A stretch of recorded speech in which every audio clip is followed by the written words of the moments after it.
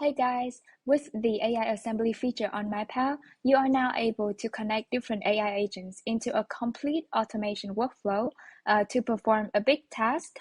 While there are a few assemblies that can be best performed on autopilot, meaning they can just be executed one step after another sequentially, there are many other cases in which the human collaboration or human supervision might be necessary. For example, I have this long form essay writer assembly with me. It starts with analyzing the essay prompts, then brainstorming ideas, outline the essay structure, and then finally write the essay. But I wouldn't want it to be automatically carried out one by one without my feedback, because at some point, I may want to revise the output of each step and make necessary edits before allowing it to moving on to the next step to ensure that the final output would be exactly what I want. That's why we have introduced a new mode to work with your AI assembly on MindPal. Essentially, that mode is called Supervise mode, meaning once you enable this mode, your assembly will ask for your approval before executing any step. So let's take this one for example. I can say the essay prompts can be maybe how to adopt generative AI to work effectively. Let's just take this essay prompts as an example.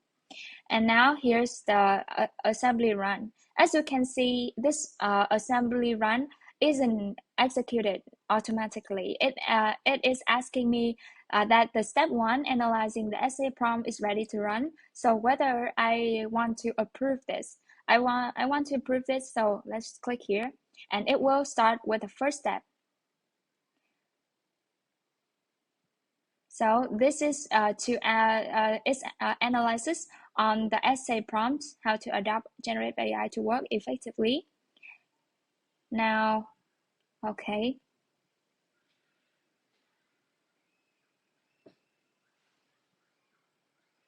Okay, so after finishing the first step, now it's asking me whether I want to proceed with step two, brainstorm ideas to approve.